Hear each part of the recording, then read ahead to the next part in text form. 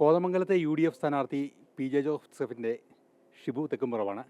കഴിഞ്ഞ തവണത്തെ എതിരാളികൾ വീണ്ടും ഇത്തവണ ഒന്നുകൂടി ഏറ്റുമുട്ടുന്നു എന്ന പ്രത്യേകതയുണ്ട്. പക്ഷേ ആൻ്റണി ജോൺ രണ്ടാമത്തെ പ്രാവശ്യം മത്സരിച്ചപ്പോൾ അദ്ദേഹത്തിൻ്റെ വോട്ട് ശതമാനം കാര്യമായി കുറയ്ക്കാൻ ഷിബു തെക്കുംപുറത്തിന് സാധിച്ചിരുന്നു. എന്തായാലും ഇത്തവണ അദ്ദേഹത്തിൻ്റെ പ്രതീക്ഷകൾ, ജനങ്ങളുടെ പ്രതികരണങ്ങൾ, രാഷ്ട്രീയമായ മത്സരത്തിൻ്റെ പ്രാധാന്യമെല്ലാം നമുക്ക് നേരിട്ട് ചോദിക്കാം.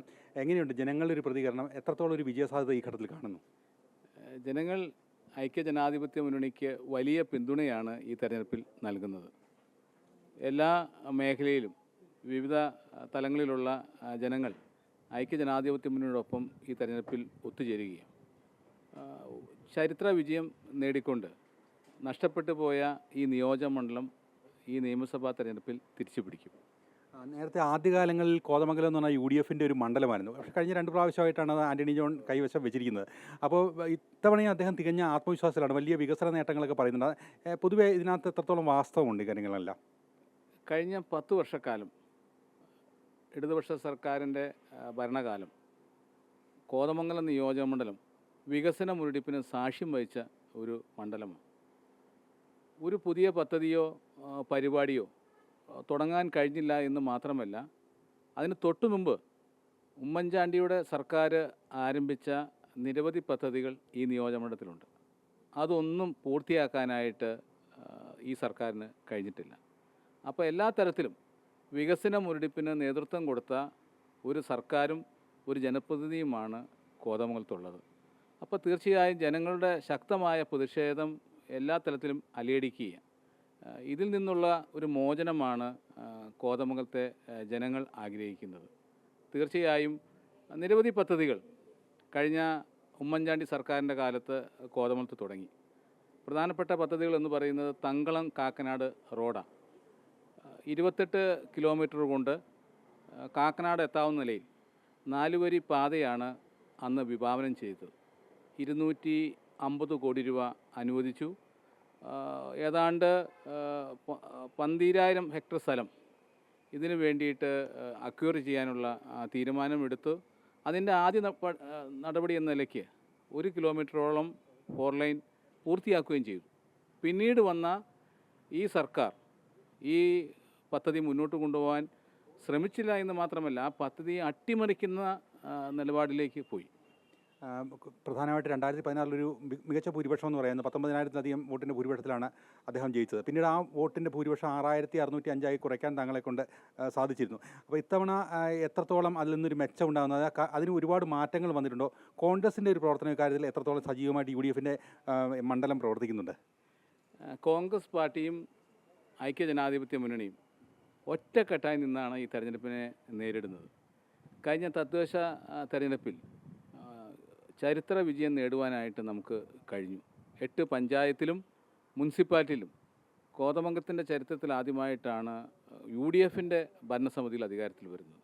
അപ്പോൾ എല്ലാ തരത്തിലുമുള്ള ഒരു മുന്നേറ്റമാണ് ഈ നിയോജകമണ്ഡലത്തിൽ നമുക്കുണ്ടാക്കാൻ കഴിഞ്ഞത്.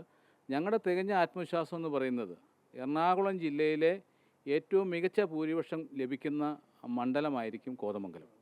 ഈ വികസന നേട്ടങ്ങൾ പറയുമ്പോഴും ജനങ്ങളുടെ ഒരു പ്രശ്നമായിട്ട് ഈ വന്യമൃഗശല്യം വളരെ കാര്യമായി വരികയാണ്. പക്ഷേ അദ്ദേഹം സാധിക്കാവുന്ന കാര്യങ്ങളെല്ലാം ചെയ്തു. പ്രത്യേകിച്ച് കേന്ദ്ര സർക്കാരിൻ്റെ നിയമങ്ങളാണ് ഇതിന് തടസ്സമായി നിൽക്കുന്നതെന്നൊക്കെയാണ് പറഞ്ഞത്. യഥാർത്ഥ വസ്തുത ജനങ്ങളിലേക്ക് ഇറങ്ങി ചെല്ലുമ്പോൾ എത്രത്തോളം ബുദ്ധിമുട്ടിലാണ് ഈ മലയോര പ്രദേശങ്ങളിലെ പൊതുവെയുള്ള ജനങ്ങൾ? ഈ കോതമംഗലം നിയോജകമണ്ഡലത്തിലെ ഏതാണ്ട് 5 പഞ്ചായത്തുകൾ വനാതിർത്തിയോട് ചേർന്ന് കിടക്കുകയും, എനിക്ക് തോന്നുന്നു കേരളത്തിൽ തന്നെ വന്യമൃഗശല്യം ഏറ്റവും രൂക്ഷമായ ഒരു നിയോജകമണ്ഡലമാണ് കോതമംഗലം. ഈ കാര്യത്തിൽ ഒരു നിലപാടെടുക്കാൻ ഈ സർക്കാരിനെ കൊണ്ട് കഴിഞ്ഞിട്ടില്ല. ഏതാനും കിലോമീറ്റർ ഫെൻസിങ് സ്ഥാപിക്കുന്ന പരിപാടി മുന്നോട്ട് കൊണ്ടുപോയെങ്കിലും അത് ഇന്ന് ഉപേക്ഷിക്കപ്പെട്ട നിലയില്ല. ആ ഫെൻസിങ് എല്ലാം കാട്ടാനകൾ മറിച്ചിട്ട കാഴ്ചയാണ് ഈ നിയോജകമണ്ഡലത്തിൻ്റെ കോട്ടപ്പടി ഭാഗത്ത് കാണാൻ കഴിയുന്നത്. ഏതാണ്ട് 3.5 കോടി രൂപ മുടക്കിയാണ് ആ പദ്ധതി ആരംഭിച്ചത്. 6 മാസം കൊണ്ടും ആ പദ്ധതി ഉപേക്ഷിക്കേണ്ട അവസ്ഥയിലേക്ക് വന്നു.